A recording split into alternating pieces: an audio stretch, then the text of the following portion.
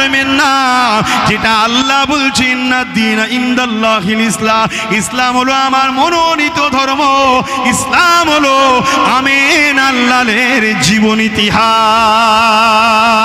আর আমিন আল্লাহ মুহাম্মদ এমন একটা ব্যক্তিত্বের নাম যিনি হলেন শান্তির প্রতীক, বিশ্ব মানবতার কল্যাণের প্রতীক।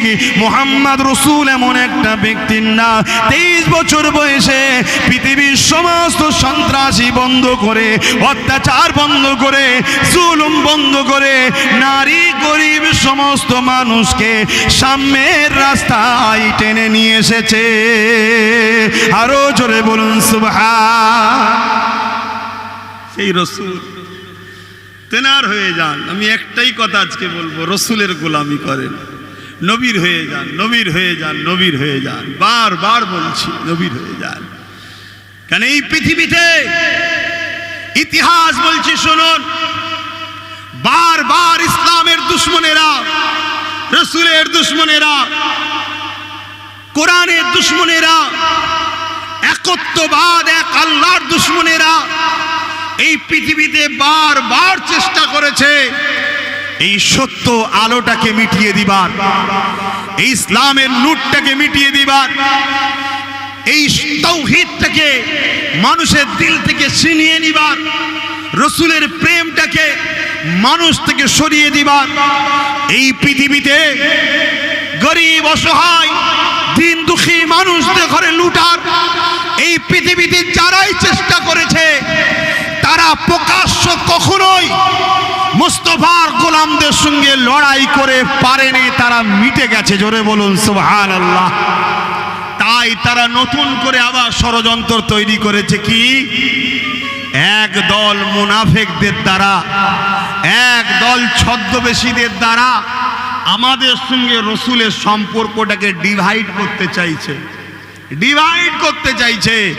কেননা তারা জানে নামাজ আমলের নাম, রোজা আমলের নাম, হজ আমলের নাম, দাড়ি রাখলে নেকি হয়, টুপি পরলে সওয়াব হয়, এগুলো কিন্তু ঈমান নয়। তারা জানে ঈমান হলো মুহাম্মদ রসুলের সঙ্গে ভালোবাসা ও আদবের সাথে সম্পর্ক রাখার নাম ঈমান। জোরে বলুন সুবহানাল্লাহ।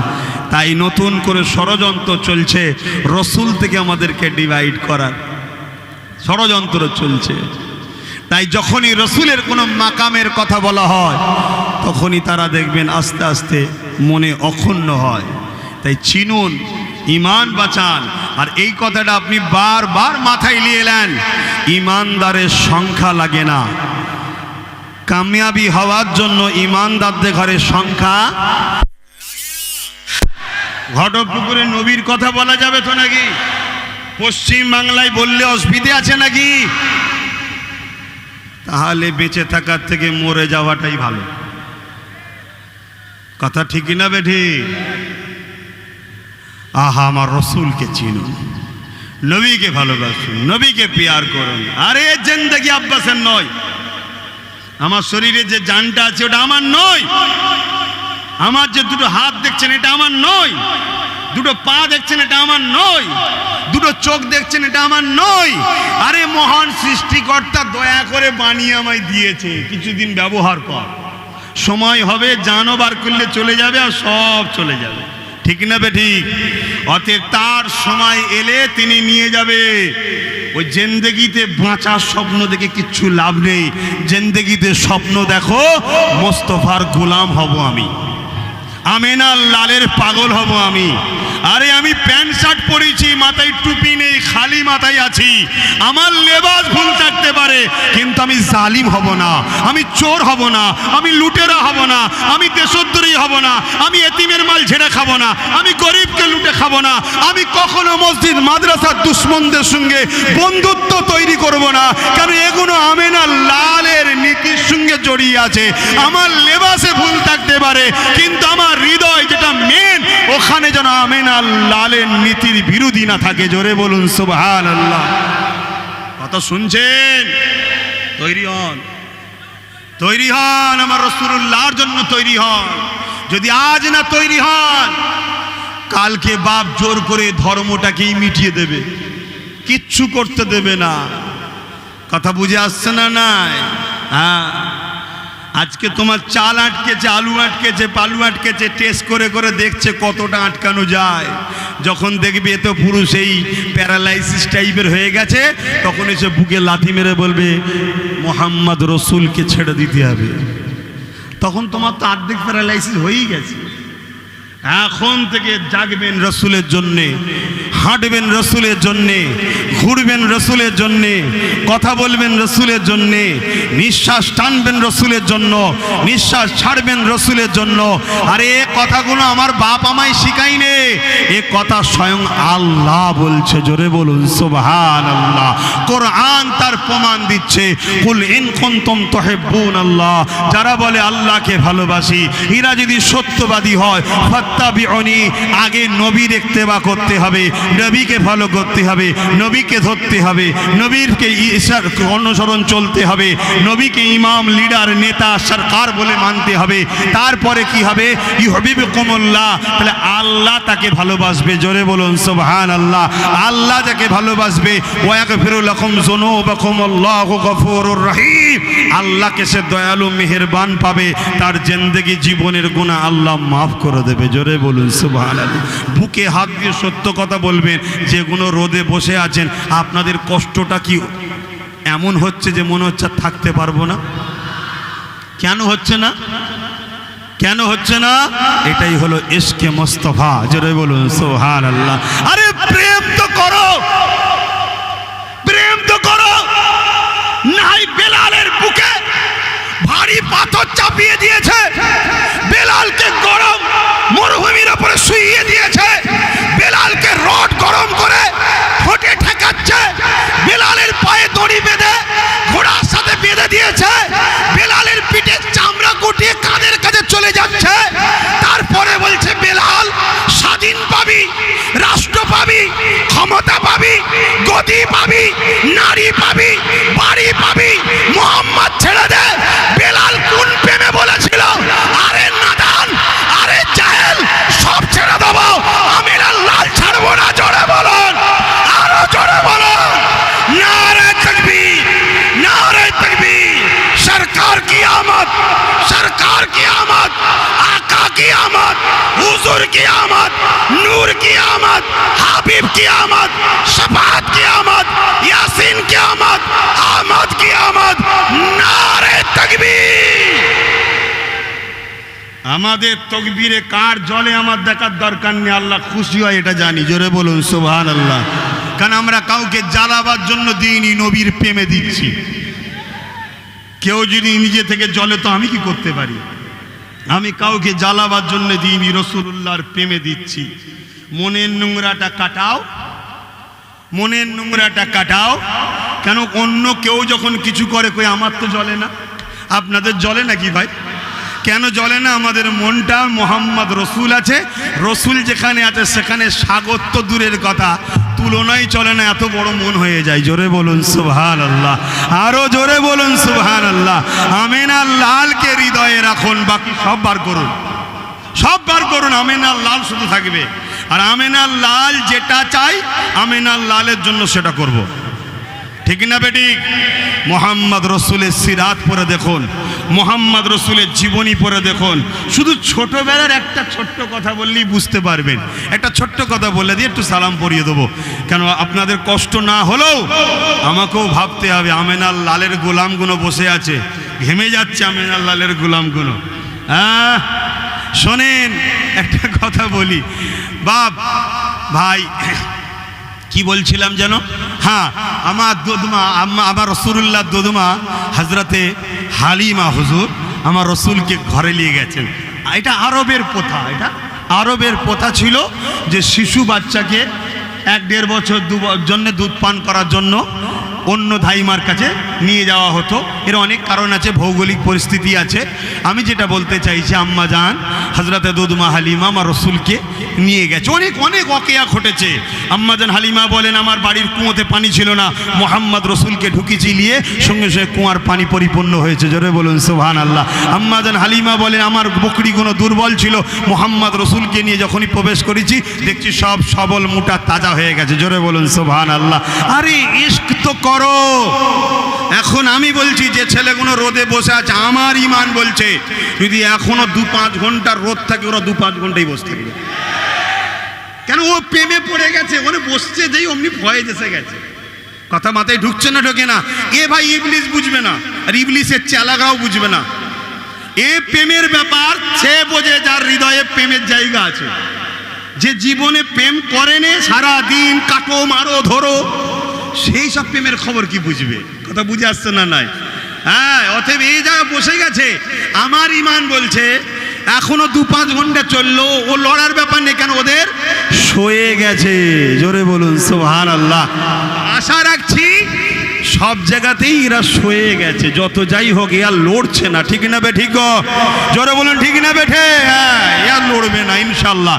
এ কামলিওয়ালার সাথে জুড়েছে, কামলিওয়ালার গোলামদের সঙ্গেও জুড়ে গেছে। জোরে বলুন সুবহানাল্লাহ। তুমি যত চেষ্টাই করো, আর কিছু করার নেই। জুড়ার আগে ভাবতে হয়, জুড়ে যখন গেছে আর কাটা যায় কি? আরে মহব্বত এমন একটা গাঁট, অন্য জায়গা থেকে কেটে যাবে তো এই জুড়া জায়গায় আর কোনোদিন কাটবে না। জোরে বলুন সুবহানাল্লাহ। তো ভাইরা আমার, হযরতে দুধমা হালিমা বলছেন, আমি মুহাম্মদ রসুলের এই যে আনার পর থেকে আমার এই যে বিকাশ ঘটতে লেগেছে, আমার এই যে আশ্চর্য আশ্চর্য জিনিসগুলো ঘটছে, আমি বুঝতে পেরেছি এটা এই বাচ্চার দ্বারা হচ্ছে। তাই মুহাম্মাদের উপরে আমার একটা আলাদা প্রেম ভালোবাসা গভীর হচ্ছে। কিন্তু আম্মা হালিমা বলেন, ইনি যে আখেরি নবী হবে তখন আমি জানতাম না, শুধু বাচ্চাটার উপরে প্রেম বেড়ে গেছে। তাই আমি কি করতাম, আমার ডান দিকের স্তনটা মুহাম্মদ রসুলকে পান করাতাম। মাইকের আওয়াজে বুঝতে পারছেন তো? আর বাঁ দিকেরটা আম্মা জান দুধমা হালিমার নিজের সন্তান ছিল, তিনাকে পান করাতো। একদিন কোনো কারণবশত বেখেয়ালে আমার রসুলুল্লাহকে বাঁ দিকের স্তনটা যেই পান করাতে গেছে, আমার নবী পান করছে না, মুখ ঘুরিয়ে নিচ্ছে। তা আম্মা হালিমা আবার ডান দিকটা ঘুরিয়েছে, যেই ডান দিকে ঘুরিয়েছে রসুলুল্লাহ শিশু নবী পান করতে লেগেছে। বলুন সুবহানাল্লাহ। এটা আম্মা দুধমা হালিমা বলে, আমার মধ্যে একটা কৌতূহল জাগলো। তাই আমি ঘুরিয়ে আবার বাঁ দিকটাকে পান করাতে গেলাম, দেখলাম রসুল পান করছে না। আবার ডান দিক দিলাম, আবার দিকে পান করছে। আবার বাঁ দিকটা দিলাম, পান করছে না। আবার ডান দিকটা দিলাম, পান করছে। শোনো নবীর উম্মতেরা, আমার রসুল শিক্ষা দিচ্ছে, দুধের নবী, শিশু নবী, তখন শিক্ষা দিচ্ছে আমার যারা গোলাম হবে তারা কখনো ভাইয়ের হক মারবে না। আমার যারা গোলাম হবে তারা তখনও কারো হক মারবে না। দেখো দুধমা হালিমা তার সম্পদ, সে যদি আমাকে বাদিক পান করাতো, পান করাটা আমার জন্য হারাম হতো না। কেন? জিনিস তার, সে দিচ্ছে, আমি নিতেই পারি। কিন্তু তথাপিও আমি মুহাম্মদ বলে দিচ্ছি, আমার উম্মত যারা হবে তারা যেন নিজের ভাইয়ের হককে কখনো না মারে। জোরে বলুন সুবহানাল্লাহ। আর এখানে হক মারা তো দূরের কথা, যদি কোনো মানুষ মুসলমান বা নিজের কওমের ভাইকে যদি জবাই করতে হয় কিছু টাকার জন্য, এখন করে দিতে মুসলমান একদল আছে, পিছুবে না। আছে না? নাই। এরা কখনো রসুলের শাফাআত পাবে না। আপনারা খবরদার এদের সঙ্গে থাকবেন না, তওবা করুন এবং নিজেদের ঘরে এরকম খারাপ দিকে নিয়ে যাবেন না। এটা হারাম কাজ, অন্যায় কাজ, নাফরমানি কাজ, এটা রাসূলুল্লাহর বিরোধী কাজ।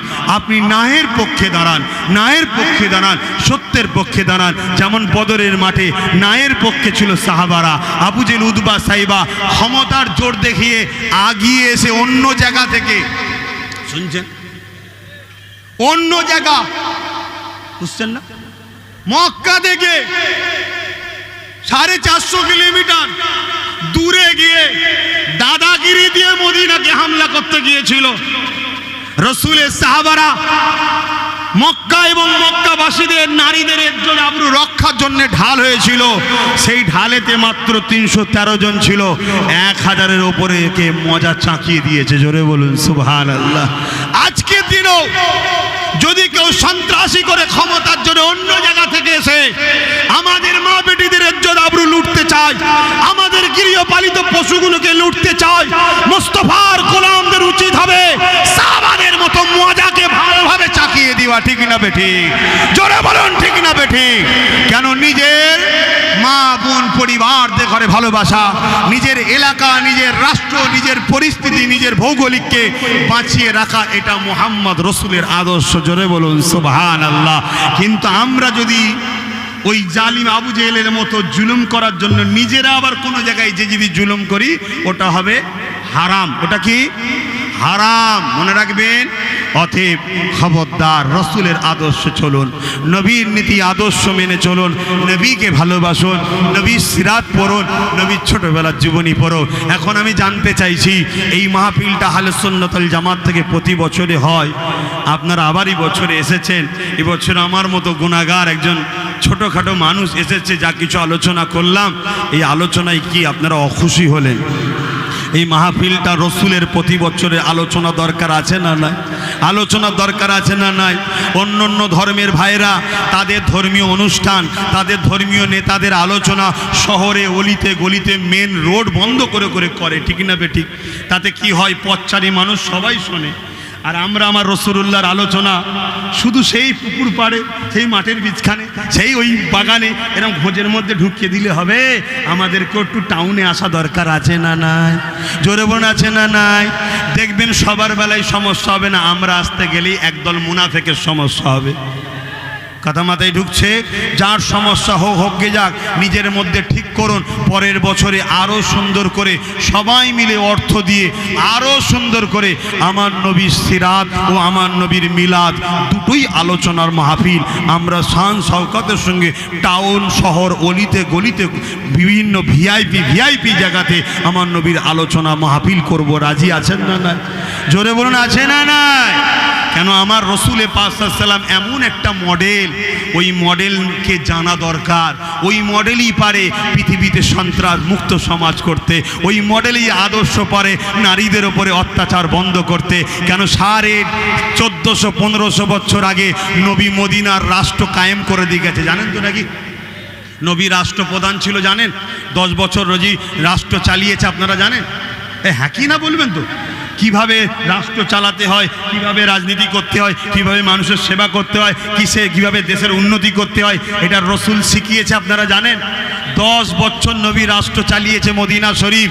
সেই যে শিক্ষা দিয়ে গেছে, সেই দিন থেকে আজ পর্যন্ত মদিনাতে কোনোদিন রেপ হয়নি, মদিনাতে কোনোদিন খুন হয়নি, মদিনাতে কোনোদিন চুরি হয়নি, মদিনাতে কোনোদিন মার্ডার হয়নি, মদিনাতে কোনোদিন ফ্রড হয়নি, মদিনাতে কোনোদিন ধোঁকা হয়নি, মদিনাতে কোনোদিন চিটিংবাজি হয়নি, মদিনাতে কোনো প্রজার ওপরে জুলুম হয়নি, মদিনাতে কোনো বেইনসাফি হয়নি। কেন আমিনা লালের সিস্টেমটা এমন, সেই সিস্টেমই পারে পৃথিবীকে আবার নিরাপত্তা দিতে। জোরে বলুন সুবহানাল্লাহ। আরো জোরে বলা যাবে না সুবহানাল্লাহ? তাই আমিনা লালের আলোচনা শুধু মোল্লা পাড়ার মাঠে করলে হবে না, শহর টাউনে দরকার আছে না নাই? আব্বাস সিদ্দিকীকে একদল লোক দেখতে কেন পারে না বুঝতে পারছেন তো? এই সব কারণে। কারণ আব্বাস সিদ্দিকী মূল জায়গা টিপে ধরে, ওই আগা ধরে টানাটানি আমি করি না, একদম ধরবো ঠিক জায়গাতে। কথা বুঝছেন না? বোঝেন না? তো এই যে ঠিক জায়গা, সত্যি তো মোহাম্মদ যদি শহরে আলোচনা হয়, মোহাম্মদ রাসূলের আলোচনা যদি সিটিতে হয়, শহরে হয়, কলিকাতার রাজপথে হয়, প্রতিটা শহর কেন্দ্রিক আলোচনা হয়, তাহলে সবাই শুনবে। তাহলে চোর বন্ধ হবে না? হবে না? জুলুম বন্ধ হবে না? হবে না? চিটিংবাজদের অসুবিধে আছে না নাই? প্রতারণাকারীদের অসুবিধে আছে না নাই? শাসকের নামে সন্ত্রাসের অসুবিধে আছে না নাই? কারণ মুহাম্মদ মানে শাসন করো, শোষণ নয়। জোরে বলুন সুবহানাল্লাহ। তাই মুহাম্মদ রসুলের আলোচনা বন্ধ দুই শ্রেণীর মানুষ চাইছে। একদল হলো মানবরূপী সন্ত্রাস, আর একদল হলো মুসলমান রূপী মুনাফেক। শুনছেন তো নাকি? এটা সেই আব্বাস সিদ্দিকী রে বাবা, মরে যাইনি, বেঁচে আছি। কথা বুঝে আসছে? হ্যাঁ, দোয়া করবেন যতদিন আল্লাহ বেঁচিয়ে রাখবে, মোহাম্মদ রসুলের গোলামি করতে করতে করতে যেন বেঁচিয়ে রাখে, মোহাম্মদ রসুলের গোলামি করতে করতে যেন আল্লাহ মরণ দেয়। বলুন আল্লাহুম্মা আমিন। হ্যাঁ, কারো মাথায় ধারণা হতে পারে রসুল রসুল রসুল করছেন, আল্লাহ আল্লাহ করলেন না কেন? রসুল রসুল করা আমাদের কাজ, তাই করছি। কেমন? আল্লাহ নিজে বলছেন হাবিব দুনিয়ায় যান। কে পাঠিয়েছে রসুলকে? এই কথাটুকু শুনে যান, কেন মুনাফিক মুসলমান কাটি দেবে। এই কথাটুকু শুনে যান। কি কথা? আল্লাহ রসুলকে দুনিয়ায় পাঠিয়েছেন কি করতে? যত অন্যায় বুড়াই আছে সব মিটিয়ে দিয়ে আমার দাস দাসীগুলোকে, আমার বান্দা বান্দিগুলোকে আমার সঙ্গে সম্পর্ক জুড়ে দেন। জোরে বলুন সুবহানাল্লাহ। তার জন্য আল্লাহ রসুলকে পাঠিয়েছে, তাই তো নাকি? অন্য কাউকে পাঠিয়েছে নাকি? কাকে পাঠিয়েছে? রসুলকে। রসুলুল্লাহর কাজ কি? অন্যায় মিটিয়ে আমাদের ঘরে আল্লাহর সঙ্গে সম্পর্ক জোড়া, তাই তো নাকি? তাহলে ওটা আমাদের কাজ নয়, এটা আল্লাহর রসুলের কাজ। তাহলে আমাদের কাজ কি? আমাদের কাজ হলো দুনিয়ার আল্লাহর বান্দা বান্দিগুলোকে রসুলুল্লাহর কদমে নিয়ে যাওয়া, এতটুকু আমাদের ডিউটি। তাই আমরা আপনাদের ঘরে ধরে ধরে ধরে ধরে ধরে ধরে ধরে ধরে নবী পাকের কদমে নিয়ে যাচ্ছি।